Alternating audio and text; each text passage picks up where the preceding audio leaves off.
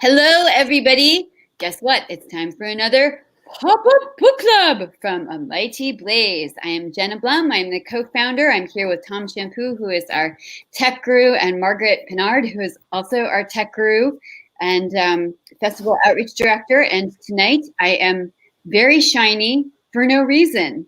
So I just thought I would bring that to you all, especially. And if you hear an odd scraping noise in the background of my feed, don't ask why. It's just my dog eating a giant cow knuckle. So we thought we would tell you a little bit about what we are reading this evening. What are you all reading? Please put your comments in the chat, and we'll see it, and then we will comment on them. But meanwhile, Tom, what you reading? So we talked about this just a couple of days ago. I'm still reading Colson Whitehead, The Nickel Boys, which is a phenomenal book, and I love it. But for tonight's discussion, I want to bring a book I just read, and so share it all with the rest of you. Our special... Days ago, I'm still reading Colson Whitehead, The Nickel Boys. So this is... I can't get this... I love it. This is Caroline Levitt's latest book called With or Without You. Just came out, I think, in August. And it's just a phenomenal book about a woman and her boyfriend who live in New York City, and the woman has an accident. I won't say more than that, but she ends up in a coma, and then it's her life and the life around her, the people around her, as they navigate her being in a coma, and then the after effects. It's just a really beautifully written novel. I loved it. It was really great. And thank you, Caroline Levitt. So everyone should know Caroline Levitt's one of the co-founders of A Mighty Blaze with our illustrious and wonderful and shiny Jenna Blum. So thank you. This is my new name now, Shiny Blum. Thank you so much. Thanks. That's okay. We have a shimmy on. We have a shimmy also on our team, Kimberly Hensley Lawrence, who does the bookstores, Authors Love Bookstores with Joe Moldover. They're the Kimber Joe duo, and Kimberly is she does little shimmies. Like does also. So we're gonna have a shimmy off one of these nights on the Blaze. Darlene McElhaney, am I pronouncing your name right, Darlene? I'm sorry if I'm not, but I like to make names up, so I'm sorry if I'm both shiny and mispronouncing your name. Is reading Anxious People by Frederick Bachman, who also wrote A Man Called Ove. Am I right about this? I think so. I hope so. Otherwise, I just assigned A Man Called Ove to an author who does not deserve it. But Darlene, tell us if Anxious People is making you more or less anxious and how you like it. And McElhaney, right? Yes? Awesome. And Ellen, hi. Ellen, who was formerly from Rochester, New York, and hosted me there, and now lives in Florida, where I hope she is being safe and wearing a mask. I'm sure she is reading A Burning and The Third Daughter, and she finished American Dirt. Okay, Ellen, tell us what you thought of American Dirt. We had all the controversy about American Dirt earlier this year, and in fact, we were going to have a book club about American Dirt right before COVID, and it got canceled that week when everything else was canceled. But right. We would like to know what you think about American Dirt. Also, Jennifer Gilpin, who's one of my favorite readers of all time, who I met at a reading in DC, is reading genealogy books lately. The 12th great-grandfather. Oh, your 12th great-grandfather, I thought this was the name of the book, was burned at the stake by Bloody Mary. And in fact, we were going to have a book club about it. So what are you reading, Jennifer? I want to know. What's that? What was the question? I want to know what Jennifer is reading since her 12th great-grandfather was burned by Bloody Mary. Like, what is the book that pertains to that exactly? Inquiring minds want to know. Okay, guys, we are joined by a very special guest this evening, Laura Rossi, who is our public relations queen. So every time you see any of the Mighty Blaze books or events in the Washington Post, it's because Laura, she got that in at the Washington Post and she puts us there. So writers, if you need a PR guru, she is your gal, and she's here. Laura, I hope you're drinking a big-ass dirty martini right now because God knows, well, you probably need one because why would you? Because, you know, we love Laura. She's so great. She's just incredible. She gets us, as Jenna said, she gets us everywhere, and we're really pleased to have her on board helping us out. Thank you. We are, and she's foxy because, like, look at her. She is very foxy. If it's okay to say that. I said it first. So I think you can restate. I'm just repeating. Yeah, and I want to just jump back to Jennifer Gilpin, who's reading the genealogy books. Jennifer, I used to work in genealogy, so it's near and dear to my heart. And I've had a lot of fun sort of learning about genealogy and the world of those people, which is incredible. And there are great books out there. So I'm glad you found something on your family. Good for you. That is really awesome. So Tom, who was, because I kind of know the answer to this, but I want you guys to all hear this. Who was the most famous person you interviewed? Oh my God. Jeez. Well, put me on the spot. Oh yeah. Actually, Laura and I discussed this as well. Laura Rossi. So when I was working in genealogy, we were fortunate enough to be involved in a lot of the celebrity genealogy TV shows. So we got to work with Sarah Jessica Parker, Brooke Shields, folks like that. And then I also got to work with Ellen, who wanted our organization to do the genealogy of Portia de Rossi. And so she hired us to do the work, and it was all kinds of fun. But I got to meet Ellen and Portia at some point. So it was kind of fun. People love genealogy. I've always felt this way about it, because everybody has a really incredible story somewhere. You just got to dig it up. And so it fascinates people. And when you learn about your ancestors and all the crazy stuff they did, it's pretty wild. And so I do love the research, and I do love sharing the stories. It's kind of fun. So good luck, Jennifer, on your research. Yes, please update us. We would love that. And Laura says she's reading poetry lately. Laura, we would love to know what you are reading, and were you inspired by our Bookstock event with Reuben Jackson? I'm waiting for an answer.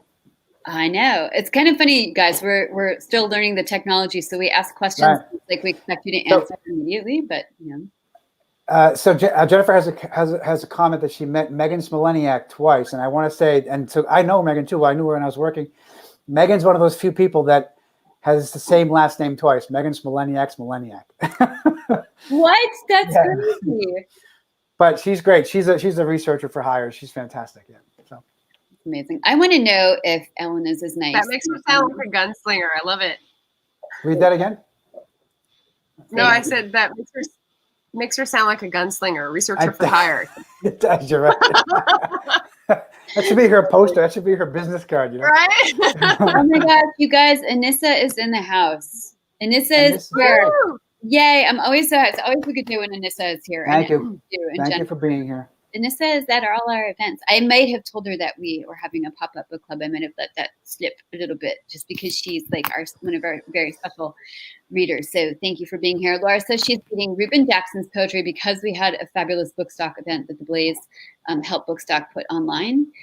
So we're really happy to hear that, and that you're on a poetry kick. We think that's really awesome. And that's kind of fun. We are all the bomb at the same time, guys. We are the bomb. We are. So thank you very much.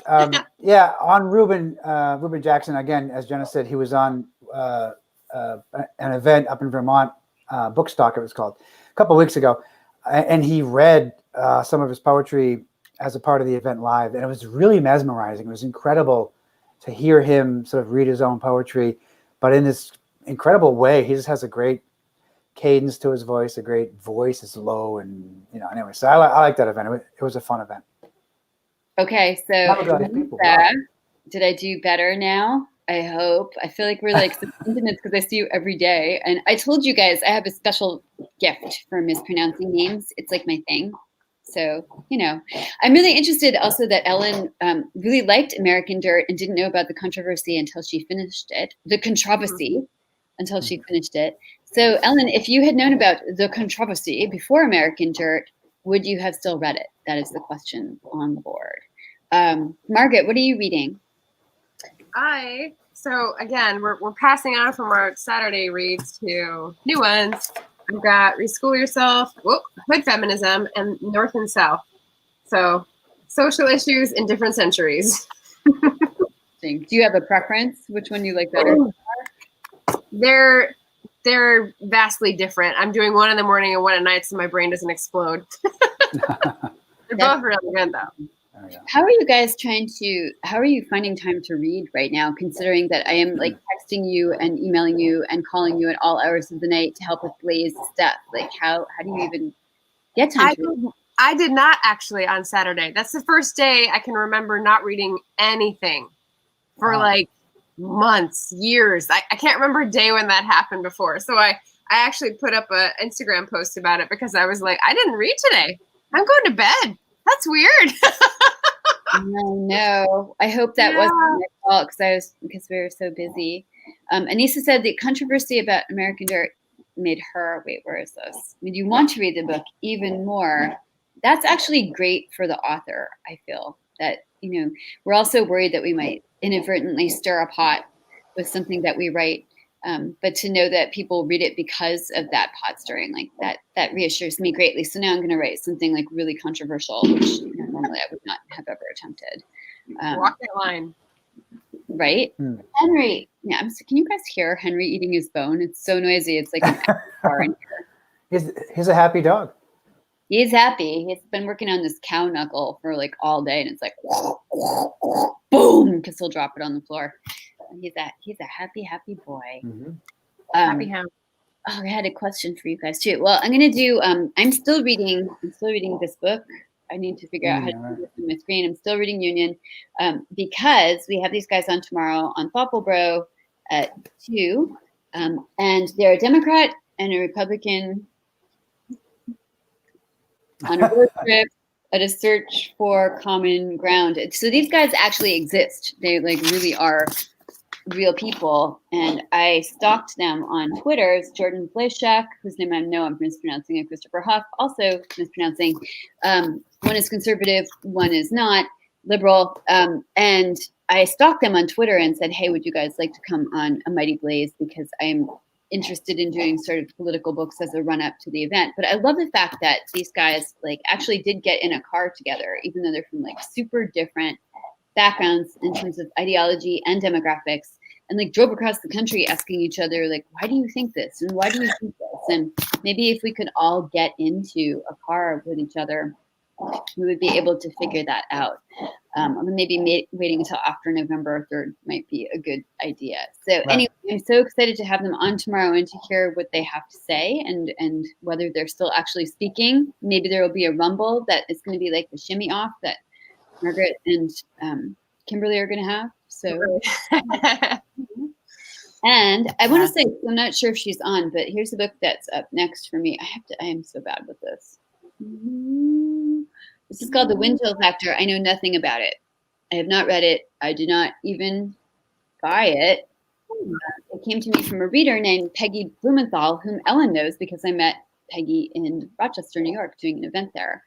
And Peggy and I may be cousins because my family and Peggy's family both came from a town in Poland or Russia, depending on the year, with the glorious name of Dukszczyt, Poland, or Russia. Yes. Side of the family. So I was telling this story when I was on stage, and Peggy was like, "Oh my God, my family is also from Dukszczyt." And I'm like, "No, they're not." I've said that in like 20 years of my public speaking, and she said, "Yes, they are. Like my family actually is from Dukszczyt, Poland, or Russia." So we've been corresponding ever since about our perhaps cousinship. And then she sent me this fabulous book that's like a 1970s like post-Nazi novel that sounds like it's something my mom would have read like from the supermarket rack, in 1976, which is like my favorite kind of Nazi read. So thank you, Cousin Peggy. Thank you, Ellen, for importing me to Rochester so I could meet Cousin Peggy and like be introduced to this book. That's funny. Perfect. Right? Yeah. Guys, I have a question for you. Writers, especially, but readers as well. So, and the reason I'm asking this will become clear in the next few weeks, but what is the worst question, writers, you've ever been asked in an elevator? And readers, what is the worst question you can imagine asking a writer in an elevator? Like, what would make that writer want to push the out button like a jillion times? That is my question for you guys. Interesting question. We'll look for the comments here and see who's got elevator questions coming in. All right, that'd be good. Yeah.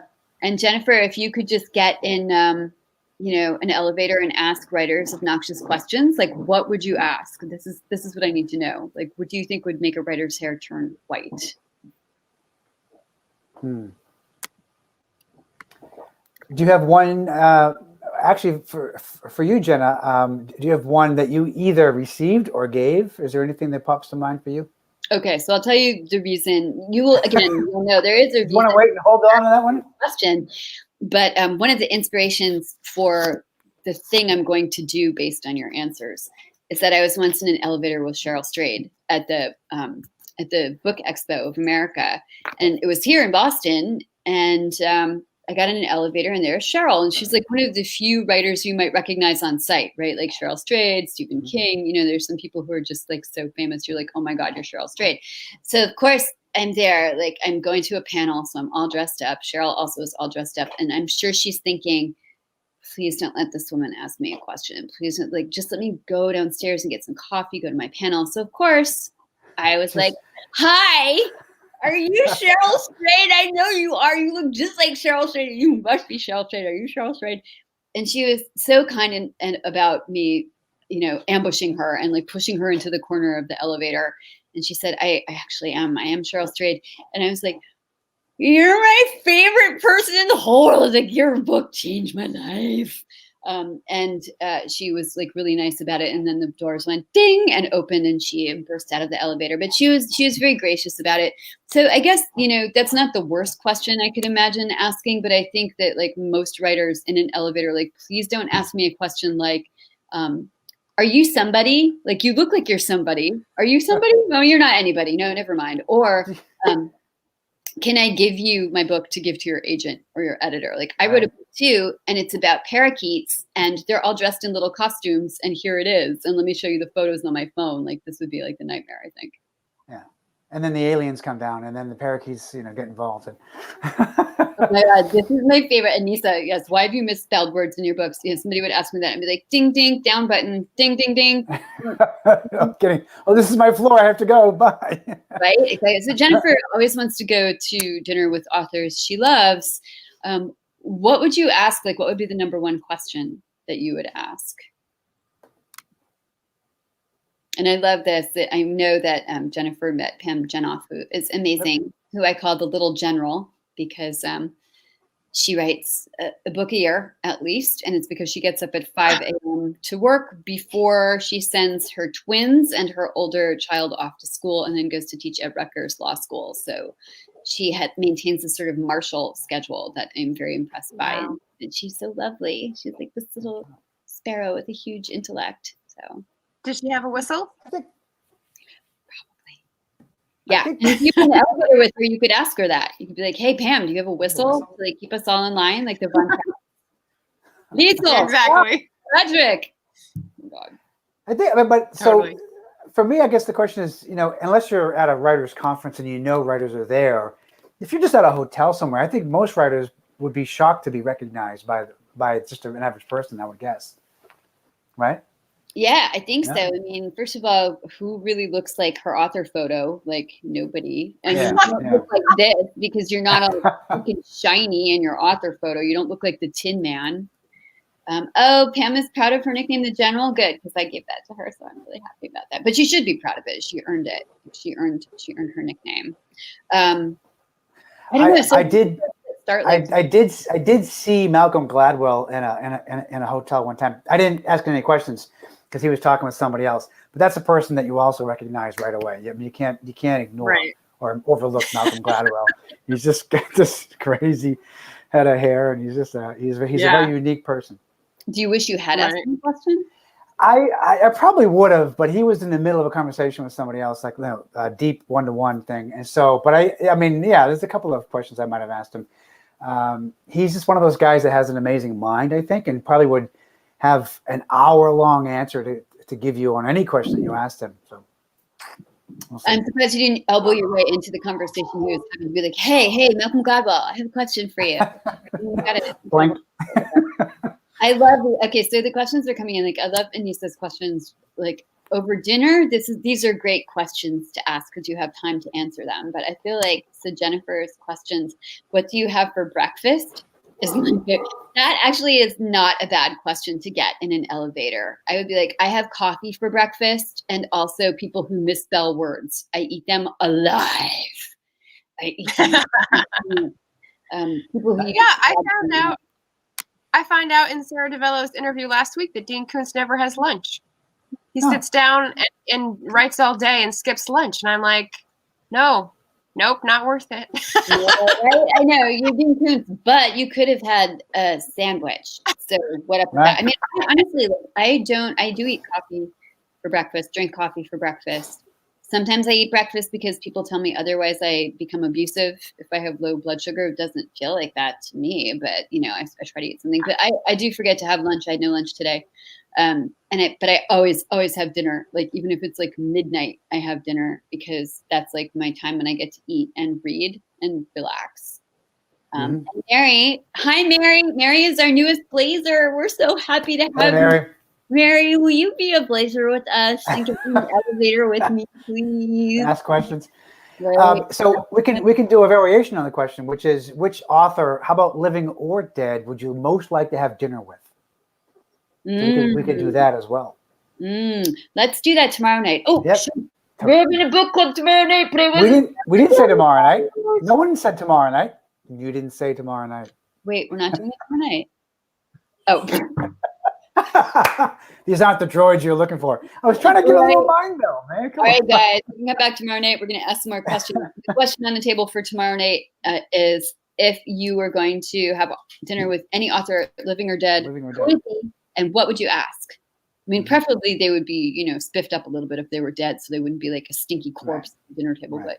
But yeah, yes. Who would you fangirl or fanboy on the most? Anissa is coming to Boston tomorrow. When will I be dog walking live? What is tomorrow? Pub day? Tomorrow's pub day. So I'm going to be right here where I am now, chained to my table and my laptop, amping up the writers. But I will be here. Okay, Jennifer, you're just going to have to, you can pick a table full of writers if you come back tomorrow night and tell us who all the writers are. That's a good one too. Prioritize. Was it? What? So somebody might know that. Someone might know this more than I do. But wasn't there at the Omni Parker Hotel here in Boston? Wasn't there a Saturday supper club with a bunch of writers like 100 years ago? They used to go there and like talk and chat. I think it was like a whole bunch of New England authors that used to get together. But I'll have to research that and see. Edgar Allan Poe, and it was the Boston answer to the Algonquin. Algonquin. That sounds perfect. Yeah, because the Algonquin is that's not far. Yeah. So that was it. So we'll have to look for that. Yes, that would be really fun. You guys, this is great. Maybe we should have like a virtual dinner party tomorrow night. Let's do that. You want to? Yeah, certainly. I'll get my tux out of the closet. We'll dust it off. And we've been talking about this. Like we've been trying to like up Tom's makeup game a little bit. Yeah, I know. I need the help here. I do feel like it's really hard for me because I have bifocals, and so I need to kind of like it's hard to read because my glasses have to be a certain angle. There you go. Sausage making. Yeah. Yep, exactly. Yes. Yeah. And it's hard to, when you get makeup on your bifocals too, it's very hard. Tomorrow night, I will not look like a Tin Man. I'm going to wear something different. I might wear some headgear of some sort. We can have a little cocktail party. Fascinators. Fascinator. But yeah, so come back and have cocktails with us. Mm-hmm. I wish I had a readily available cocktail recipe to share with you guys right now that we could screen share. Does either of you have that? Not to screen share, but I've got cocktails. I'll make a very easy one for people. There's no screen sharing, but I've been making it all summer long. A couple of slices of cucumber, a sprig of rosemary into a little glass thing. You muddle it until there's just a fine juice. You strain that, so just the juice goes into your gin and tonic. Then you have a wheel of cucumber inside of your gin and tonic, and you're all set. Okay, so say it again. Tell me the rather than lime, it's just a gin and tonic, and then I take cucumber slices, maybe 3 or 4 or 5 slices of cucumber, whole with the peel, or not if you want. It's up to you. And then I also take a sprig of rosemary, fresh rosemary, drop it inside of a glass, just the cucumber and rosemary, and I muddle it down to it's a pulp, a fine liquidy pulp, and then you pour just the juice inside of your gin and tonic. It's really delicious. So I ask people to try that. Maybe, you know what? I'll make some tomorrow night for the thing. Okay. That sounds very springy. It is very springy and summery, but I'm going to hang on to summer for another week. Okay. So if you have a fall drink, what's your fall drink of choice? Me. So Halloween, my wife and I usually hand out adult alcoholic beverages to go with the kids stuff, and so that way the adults pushing kids around all night long get to have a break with a drink of beer or something. Okay. I normally have one warm drink that I hand out, a small cupful, and that would be warmed apple cider and butterscotch schnapps. Oh my God, I'm having that tomorrow night. Except Yeah, it's good. where will I get the schnapps? Good question. At the liquor store, I guess. So butterscotch schnapps, apple cider, and you warm it up in a saucepan on the stove, and then you're good. That sounds beautiful. Look at all this alcohol we have on the screen now. That's pretty amazing. Yeah. Tiara Tuesdays, by the way. That's the question on the board. Tuesday. I love it. Who said that? That's so cute, Ellen. Ellen has a question about that. Okay. We can do that. All right. You know what, Ellen? Yes, tomorrow is going to be a Tiara Tuesday for me. Well, for you. Okay. I see. We need to get you a tiara, actually. I don't have one, yeah. Surprisingly, I don't have a tiara. Look for that. I know I want to trick or treat at Tom's house also. That sounds really good. Yes, I would dearly love to have why is this happening? Okay. Oh, I see. Okay, sorry guys. I'm playing with all the graphics. You're learning the graphics, right? Yes. Thank you. One is called a banner and one is comments. And so they're different things. There you go. See how on the bottom has that scroll, that banner scroll? Mm-hmm. But I made a banner that was your drink and it's showing up as a comment and I'm not sure why that is. Oh, okay. Bummer. That's okay. That's okay. That's all right. Want me to tell you? Yes. Margaret pops in to tell us the answer. When, there we go. when you go in to edit that comment and type in what you want to type in, there's a choice where you can check a box below that says make it a ticker. This is called the stock ticker. Boom. Done. That's the answer. Done. So my drink, I'm so proud. My drink is a ticker. I've never imagined that would ever happen, but here it is. It's going to be called the ticker drink. But tomorrow we're all drinking some variation of this drink. I think I do have schnapps around somewhere, but I don't have cider. I'm very unprepared for tomorrow night, so I obviously have to get on the stick. Anissa, when you walk by my house, please bring me some schnapps and apple cider. Ooh, great question. Great question. So I just want to make a complaint real quick because both of you guys have great last names. So you could do like a pineapple panard for a drink, or you can do like a butterscotch blum. I'm shampoo. I can't. There's no way to make it into a cocktail that anybody wants to drink. Oh, for sure. You can call it like the shampoo, and then it would be bubbly. I mean, like add some bubbles to it. Sure. Come on. Some Prosecco. You bet. Some champagne. Come on. It would be called bubbly shampoo. Come on. Guys, work with me. All right. I was worried I couldn't name a drink shampoo. Shampoo smells terrific, and it would be a very aromatic drink or something, All right, we're wearing out our welcome here. Let's answer this question. Yep. What 2021 book are you most looking forward to? I don't know. I'm gonna let somebody else go first. I know. Anissa, come on. I mean, level up here. She's saying that she can't even get up here to bring me my drink by tomorrow night. I mean, priorities. So we have one of our own Blazers has a book coming out in January. Or is it February? February. I'm bad with dates. Called The Kindest Lie, Nancy Johnson. Oh my gosh. Yeah, that's right. Coming out that is about systemic racism, but it's a novel. So I'm so excited to read that because I always love it when I know the writer personally and haven't read any of her work to see like how the book bounces off what I know of that writer's personality and becomes its own thing. So I'm really looking forward to The Kindest Lie. That sounds great. And we have another book here from Mary, a suggestion that is The Four Winds by Kristen Hanna. That sounds, do you know what that's about, Mary? Mary is a bookseller at Skylark Books in Missouri, owned by the fabulous and kind Alex George. And so I was like so delighted to find it out because I freaking love Skylark. And Mary is a full-time bookseller and she takes care of her grandson, which is amazing because she looks like she's 12. So I'm not really sure how that's happening. How that works. Questions, but it's true. Like you check out her like photo online, you're like, what? No. Amazing. Kind of Fly, The Prophets, amazing. Does anybody know what Four Winds is about? I'm going to guess Mary would. She's the one who seems to be really plugged into all this great stuff. So, oh my God. What is The Four Winds about? We could play the parlor game where you make up where you think it's about, and then people have to say if you're telling a truth or a lie. I love that. One person tells the truth, the other people don't, and then you have to. Yeah. That's a very fun game called Boulder Dash, I believe. So. Yes. Yeah. For those who want to invent the game, it exists. Mindy, you have Ellen has competition and Jennifer have competition with Mindy because I met Mindy in Long Island at an event with Allison Richmond for my third book, The Lost Family. But also predating that, Mindy came to our reading of Grand Central, which is an anthology of stories all set in the same on the same day in 1945 when America was coming home from the war. In Grand Central Station, a bunch of World War II author contributors to that. And for our launch party for that, we were in Grand Central Station dressed up in period costumes. So that was super fun. And Mindy came to that. And then she actually like still talked to me afterwards, even though I had my hair on like victory rolls and stuff. So that was very cool. I'm really glad you're here. Oh, that's so great.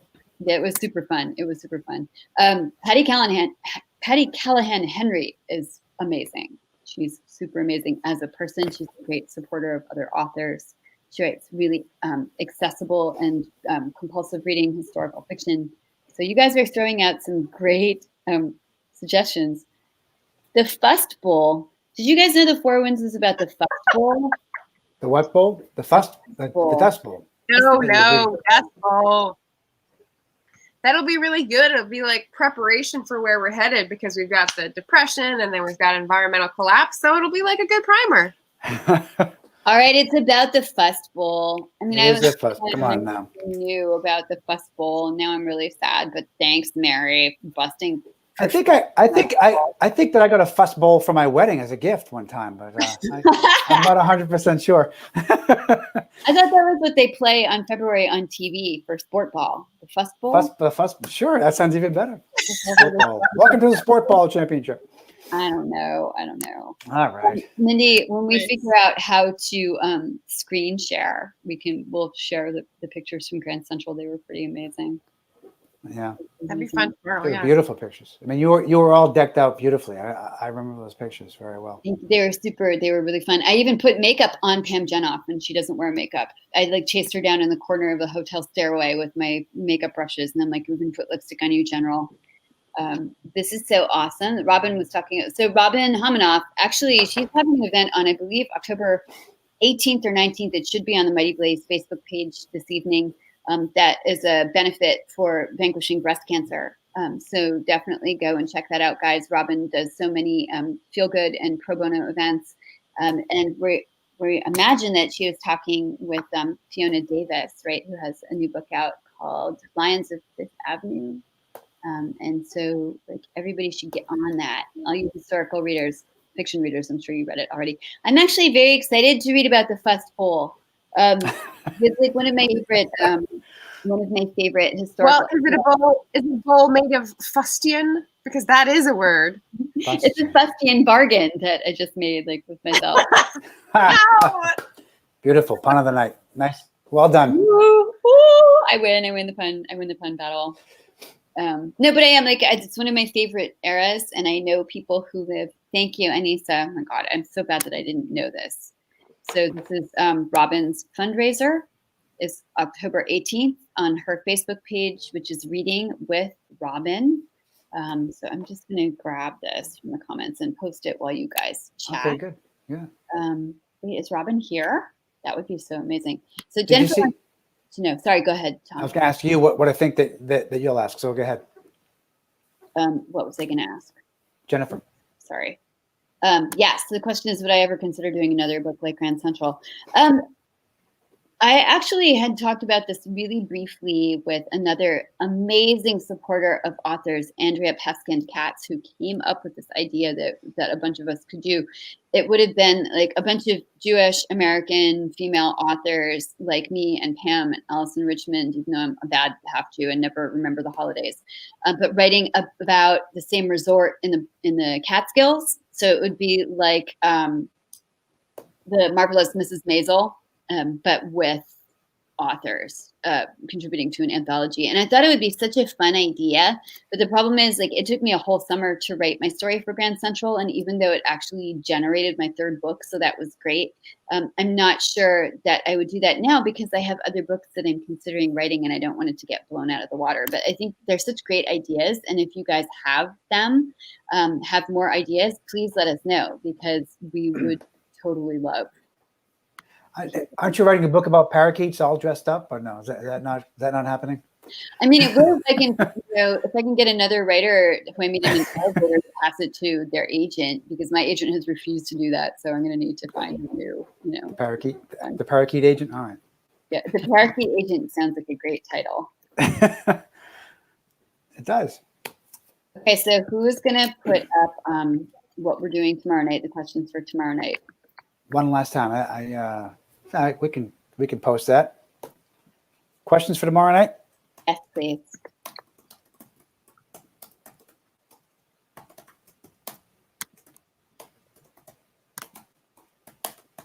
And in the meantime, don't forget to check out the Blaze Facebook page for more information with Reading with Robin, her breast cancer benefit, which is $5 and goes toward vanquishing that dread disease. Also, you can check out the Reading with Robin Facebook page. Duh, of course. And she also has her website, which is Reading with Robin. I'm so thrilled that we're doing this, actually, because I really wanted to give her more of a shout out. And sometimes when we have pub day, we need to lock up those authors, and then we don't have enough airtime for the amazing authors. All right, so this is tomorrow night's question. And what would you ask? And what would you ask? I can. All right. Good. Good. That sounds perfect. I like that. That's so good. surprise event tomorrow night that nobody knows about. Sorry. It's scheduled, guys. It's really up there. fun. It's really fun. And then you're Nice. like, no, You guys we'll have tomorrow night. I'm like, oh, it's not. We're not. We're It doesn't take a very intrepid investigator to find out that it's already happening because it's already scheduled. It's already up there. Okay. Well, all right, you guys. So please come back tomorrow night. Join us again at what time? 7 p.m. Eastern time. Eastern. Come with your cocktails. Bring and your books. And your books. And your books. And we will, let's see, 7 p.m. Secret pop-up book club tomorrow. I'm learning how to do this, you guys. Life will never be the same. It's exciting, isn't it? It is exciting. Thank you, all of you wonderful Blazers, for watching with us and helping us figure out all of our tech that we're going to be using to have fabulous events like this. Where's my dog? Oh, he suddenly got quiet, and I was like, that's bad news. No problem. All right, and tomorrow night we're also going to be asking what you are drinking. So yes, come prepared to answer other questions. Where would you go? Bless you very much. Bless you, Margaret. Where would you go for dinner with this author? Like, there's all kinds of questions. Yeah, where would you go for dinner? That actually, and what would you eat? This is always my most important question. I'm like, I don't care what I would ask the other authors. I'm like, what are we eating? What are we going to eat? What would they order at that restaurant? See, there's all kinds of questions we can get into. Okay, yeah, we're going to do like the virtual dinner. Yeah. I'm drinking way too much. All the drinking. There's so many ways to go. Yep. Okay, guys. Thank you, everybody. Thanks for being here tonight, everyone. My tiara, and figure out what I'm going to drink tomorrow night. Since Anissa is not coming to bring me my, booze. One day. We can always dream. One day soon. Good night, you guys. Bye, everybody. Take care. Night.